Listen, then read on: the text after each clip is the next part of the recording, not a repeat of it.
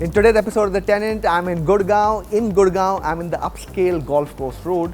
And in Golf Course Road, I'm in probably the second most luxurious project of India's Millennium City. Our tenant today is an NRI who's come back to India. Why did he do that? And how's it working for him? Let's meet him.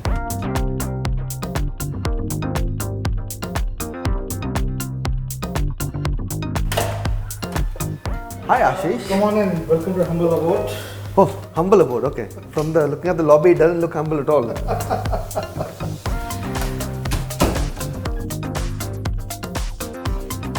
How small or big is this humble abode of yours?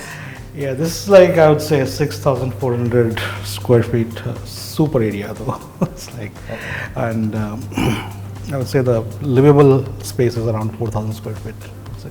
Okay, now looking at this side, I think at this site, I think that term that you used, humble, is probably the biggest understatement. No, I mean it's like I think it's not much empty rooms. Okay, so what is it that brings someone from the US back to India? So it's like a 2-year detour, just like balancing family and work, and want to spend more time here, and meanwhile also use this as an opportunity to work here and build something here. So family plus work, so Yep. best of both worlds. Yep. Okay, but it's a short tenure. Yep, it is. Okay, so and why Gurgaon? So I think I have my family here, like not very far from here, and then quite a big circle from my college and school here is existing as well. So then I think schools are pretty good as well, which I was looking for the kids. So net decent green cover as well. How did you land up at this project? It's reputed to be amongst the top three luxurious projects of the city.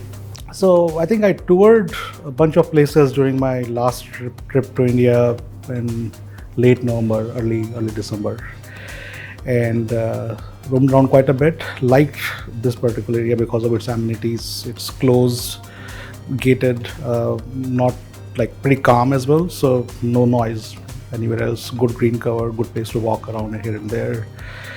Nice amenities, good clubhouse, and some peculiar things like meeting spaces and whatnot also exist here. So that all like added up pretty well for us. And then I think kids toured it online, I would say, and they liked it. So that's how we landed here. So most of the work for finalizing this house was online? I mean, everything was done online. So we got to see the apartment only after I paid for it, I think I would say. Okay, you hadn't seen this apartment before you... On the videos I've seen it, but it was all online. So we closed the deal when we were in the US itself. Okay. I think when we were like boarding our flight from US to India, and that's when we sort of like on the way got an email that I think it's all good now. So that's when I transferred the token amount to the landlord from Doha, I think I would say, on our way back to India. Just before... Just before we landed here, yeah. Okay. That is actually truly just in time. That's just in time, I would say. Okay. And you didn't explore anything in Delhi? We did. I think we did initially in the Chanakyapuri area and the Vasant Kunj, I think I would say. In that area, somewhere Vasant Kunj, Vasant Vihar. Yeah, that area. I'm not very familiar with the right terms to use there, and apparently I think that was also similar in terms of like rent and whatnot, but apparently the amenities that you're getting here are way different and way more than there. So basically it's you, your wife and your 2 kids here? Yeah. So my daughter, she's 11 and my son is 6. So 4 of you all in this almost 4,000 square feet. Plus like our parents keep on visiting on and off. So I think so typically I would say 1 week a month they're also here. Okay. And that I presume is the green cover and the golf course. Oh yeah, so that is one of the charms of this place. Let's probably go there. Okay, let's take a look. This is a breezy zone. It's a breezy zone. It can be windy as well at times, I would say, but apparently on a good day, you can open all the doors here. You don't need even fans inside, so it cools the whole house, and it's pretty nice. And you can nice view as well as feels pretty good as well, I think I would say. Yeah, I think this must be one of the few pockets of Delhi NCR that even during the much maligned October-November months when pollution at its peak, this will be slightly better off. Yeah, I think I'm not sure here. I think I've yet to see the Delhi pollution around in that time, I would say, but I can see that. I think it's like pretty pretty high up, and the green cover might also be helping. We'll see how it goes. And these are the amenities, huh? Yeah, so we can see here, like I think if you can see, there's like this. There's swimming pools here. You can see like there are 3 of them, and two kiddie pools here, badminton court and whatnot.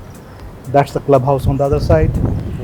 Plus, I think this part of it, I think a similar part exists on the other side as well. So it's pretty sizable. So used quite a bit by your family and you? Yes, quite a bit. I think the swimming pool is pretty popular with the kids and my wife, I think. Okay. What part of the amenities do you enjoy the most? So they have a nice restaurant. Then the gym is there, which is pretty good. Like I think also like to spend some time in the bakery. Many times when kids leave for school at 7:30 a.m. in the morning, like aaj mood nahi hai, so let's go there and like have some breakfast there, and they're pretty nice sizable collection of things across the board. So we like that as well. Plus at times they also have a pretty good, a place to work, like conference rooms and whatnot. So you taking meetings, you can book those, and that also helps out quite a bit. What's been the one thing of India after you came back you've been pleasantly surprised with, and one thing you have not been pleasantly surprised with? Honestly, I think the biggest thing I would say is like the whole digital infrastructure that India has developed over time. I think when I used to come in earlier, didn't have any sort of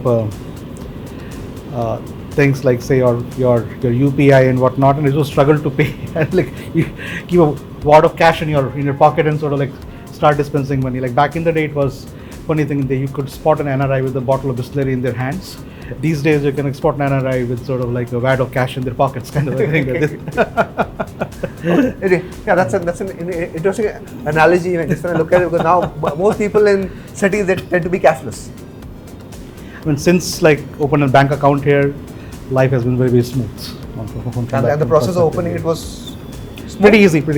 I think yeah. So just like all of it happened like on a phone call and whatnot and those things. So it was pretty straightforward. What's been the one thing that you have not been pleasantly surprised with? Pollution, I would say. In general, I think you can, like today's a rainy day, but at times it's hard to see the skyline from on that side as well, I think I would say. But that's one thing I would say, more or less. Plus, I think I would say is also about professionalism. Had a mixed experience there from people. Like if somebody says that they'll be here at like 10 a.m., it means that 50% chance they'll be here at 10 a.m., 80% chance they'll be here by 12, and 90% chance by 4 p.m. And then 10% they may not even show up on that day. So I think that's part of the impression I've also got in this trip so far. When I see a lot of people who have moved from other cities to Delhi, they seem to have that feedback about professionalism. Not about India, but I think this zone in particular. Quite possible.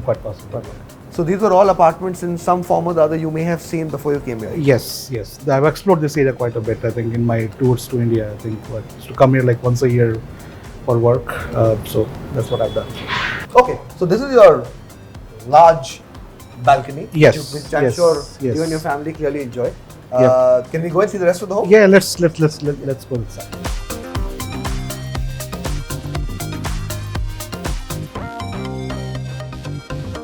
So this is what you would call as a living room and dining space.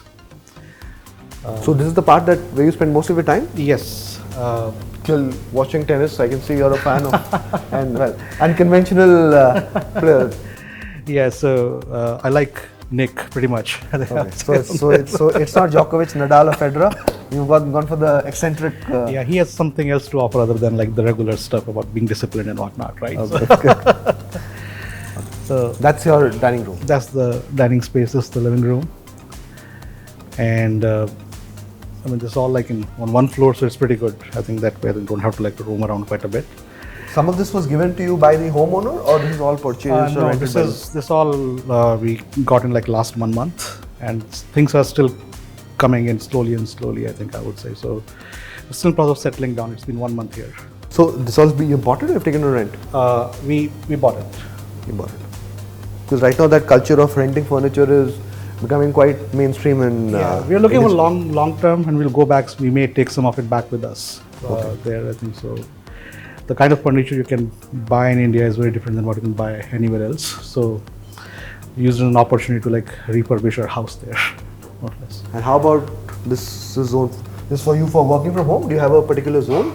Yeah, so sometimes I sit there when I have like meetings and whatnot, and I'm doing my own work, like writing a document or something. Then probably this is the area I use more. Okay. But most of your work is work from home, or you go to an office as well? Yeah, I drop into office at times once in a while, but majority of the time I'm like work from home.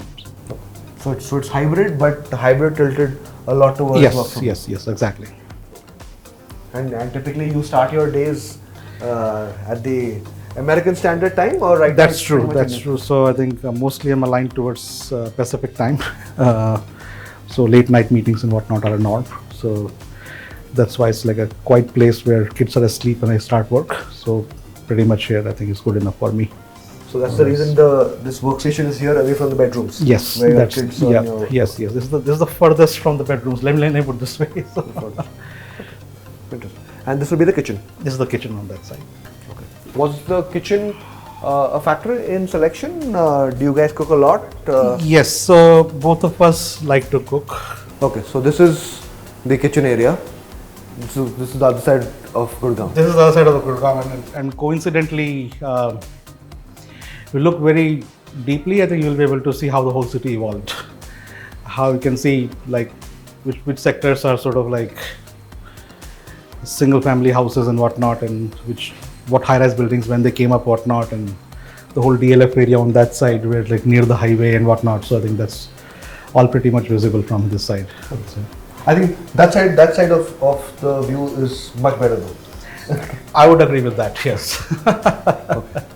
Okay. Do you cook a lot? What's your favorite recipe? What does Ashish cook very well? Like people haven't died after eating my chicken, I would say. So that's one thing I would say. Like I do pretty okay. Okay. Up ahead will be the bedrooms, right? Yes, towards the left side, I think there are like bedrooms. Was it clear that you always wanted a 4-bedroom house, or you would have been okay with a 3-bedroom as well? Yeah, I think 4-bedroom was like the bare minimum we had to. Both kids, they sleep in their own rooms from get-go, and 1-bedroom is like ours, and our parents also like sort of like semi-live with us, so I think 1-bedroom for them, so in a way. So I would have preferred 5 as well, if I would have found very easily, but it's hard to find those here on this side. So that bedroom would have become the office in that case. Okay. But did you give the mandate to the broker that you wanted a 5-bed, or you told him? I told them like 4 to 5 bed. Initially it was 5-bed, but then I toned it down after like the supply was not that much on 5 beds. So, so 4-bedroom is where we settled down overall. But these are like decently sized bedrooms, so you can I pretty much think you can set up your office desk. And sizable.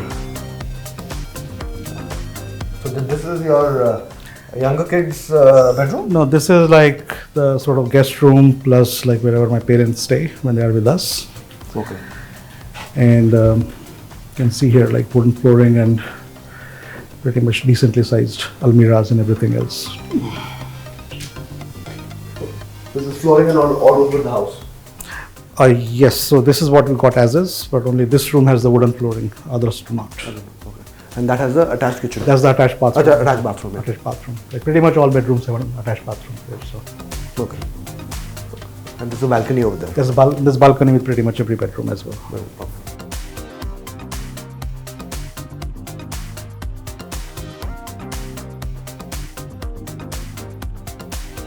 And this is where my 6-year-old lives.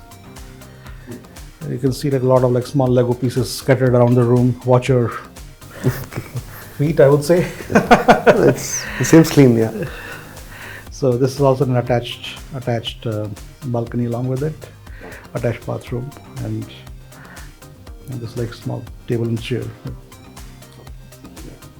So the stuff over here is pretty minimalistic. You've not loaded the house with too much. Is that deliberate, or just that because you shifted? That's by choice, because I think more you assemble it here, you'll take it back with you as well. So trying to save some hours or some days, like when it's time to leave, I think I would say. How do you manage in terms of your commute? What sort of provision have you made? Commute, I think, was thinking of like buying a car, but then we sort of rented out a long-term taxi I would say, along with the driver. Okay. And we've been using that for the most part. What's the long-term taxi deal like over here?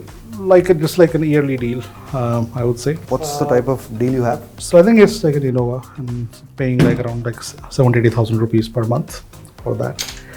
Okay. 70,000-80,000. Yep. It's like, but it comes with like the driver and the petrol or like gas charges and pretty much everything. So you don't have to do anything else beyond that. So 80,000 includes the car, the driver, the fuel, everything with it? Yes. Why did you think of just buying a car? I mean, it's like we weren't sure about 1 or 2 years how long we'll be here, and like buying a car and then selling it is like sort of I think was not very comfortable doing that, and we had a driver anyways because my wife is not comfortable driving here right now, neither am I. So if you add up, like do your math, I think it adds up to something similar only. So I think more or less. Plus I think car would be depreciating as it keep in the house. So basically the car EMI plus the driver plus the fuel. Like it's the same thing. Ballpark. Okay. This is your elder kid's room. This is my 11-year-old. This is like her room. She likes to read, so one can tell by the room, whatever decor is in the room, that I think she is like more stressed upon like books and everything else. Okay. And yeah, but I think clearly both your kids keep the rooms very clean. Yeah, I mean they get penalized if they do not. So okay. So then this is the third bedroom. Yeah. Up ahead will be the master bedroom. Master bedroom. That's the zone where you spend a lot of your time. I mean, like time like sleeping time, almost most of sleeping time, I would say. There. How demanding is your schedule in terms of work? It depends on the meeting schedule. Sometimes I think it can be like till like 2 a.m. in the morning as well. So depending on that, I like structure my sleep cycles and schedules basically for the most part.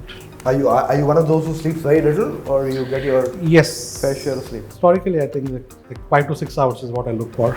That kind of sleep is good enough usually to keep me functioning, I would say. But on weekends, I catch up. Okay. So during the work days, 5 to 6 hours is enough. Yeah. On the weekends, you tend to de-stress. Weekends, you can be a sloth and like I think do whatever you want to. Okay. Oh, this is the master bedroom. This is a master bedroom. This seems to be like I think 350 odd square feet at least. I think at a minimum, I would look at it. Yeah, ballpark. I think I would say it's like.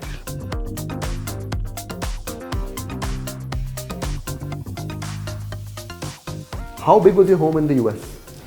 So US, we had a single family home, like 4,700 square feet, plus the yard in the back and front on the side. So basically from 4,700, you're right now at a livable area 4,000. 4,000, yeah. Super so area. It's almost like similar-ish, I would say. I think I would say not much different. I think also on that side.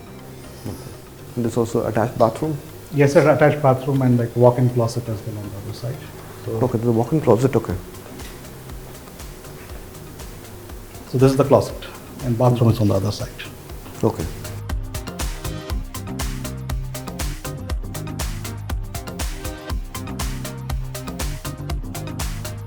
Okay. So for all of this, how much rent are you paying?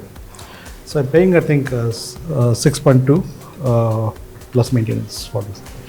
And how much is maintenance here? So maintenance would be around like 50,000 rupees monthly, but you have to pay quarterly. So more or less. So all in for you, it becomes 6.2 plus 55,000. So 6.75 lakhs per month. Ballpark, yes, yeah, that's correct. Isn't that too high, or you had a certain budget in mind when you were looking to rent over here, that you want to be within this and you want to be above a certain number? No, I think my decision making was slightly different. It was more about like change only one variable at a time when you're moving from there to here, because although I sort of lived here for a long time, like back in the day, but kids and everyone is a new thing for them. So I wanted to like give them a similar experience, like how they lived there, similar schools and whatnot, everything else, and then let's change these things one at a time later on if we need to. So that was the idea. So school, everything is sorted? Yeah, school is sorted. They go to school in Chanakyapuri, so which is like 30 minutes from here by car. Regarding your rental, how much is the deposit over here? Because in India now I notice of well, a scattered list from Bangalore doing 12 months of rent being deposited to Mumbai 3 months. How much is the It's 3 months. 3 months. Yeah. Effectively. Yeah. What would you tell people who say that if you're paying so much money in terms of rent in a country which still largely believes rent to be a waste of money, what would you tell them that the thought process behind such a high rental amount? No, I mean it's different. I think I would say, I mean, it depends on person to person what their goals are and what their needs are. In our case, our needs were very different. If I've been like living here for like long time, 10, 12 years, I think I would have taken decision very differently. But it's a short-term trip for us. We have to go back and didn't want to change much from how we were there. So that's the price you have to pay for that here, more or less, I would say. You wouldn't want to be in a position where the amount that you'll be paying, say for over 2 years, which will be what, 6.7 into 12. So about 84 lakhs per year in a way. That's about 1.7 crore for 2 years. Yeah. That you don't want to be in the situation where you, instead of that, you just pay and buy a house worth 3-4 crores in an inferior project, obviously. Yeah, I think I looked for some houses there, and house prices are like 3-4 crores. You won't be able to get a house anywhere closer to this here right now. It's very different there right now. So that was the decision making on our side. Okay. What next for you? 2 years, maximize your time here and then head back. Do you have any goals? Do you have any goals that you want to attain when you are in India? Spend more time with family, get kids more familiar with their extended family, their distant cousins and whatnot and those things. So they're in the formation years right now. So whatever they do here, they'll remember that and help them develop a connect so that because important to do that so that it doesn't become the reason to fly to India is not because our parents are like dragging us there in the vacations. They themselves would like want to come here and visit the family and whatnot. So that's the idea. That's a bond you want to create. Yes. But instead of them being pushed, you want to ensure that they get pushed. Yes. That's you said it a lot better than me. Okay. On that note, Ashish, thank you for coming on The Tenant. Fascinating trend of people from overseas coming back to India, even if it was short tenures. But yeah, Anya, enjoy your stay in Gurgaon. Okay, thank you very much. Time for the report card. This is a 6,400 square feet apartment in terms of super built up area. I reckon the carpet area would be close to 4,000 square feet building. Arguably the second most luxurious project of Gurgaon. Location, this is the prime part of Gurgaon, Golf Course Road, very close to cafes, bars, commercial offices, very vibrant neighborhood. Connectivity, it's connected via metro to Delhi Metro. That access is pretty clear. Even connectivity via road is easy. So all in all, if you're a person that has a handsome budget, is willing to spend it, wants to be in a gated community with all the luxuries at your disposal, this is a sort of location and project that can be considered.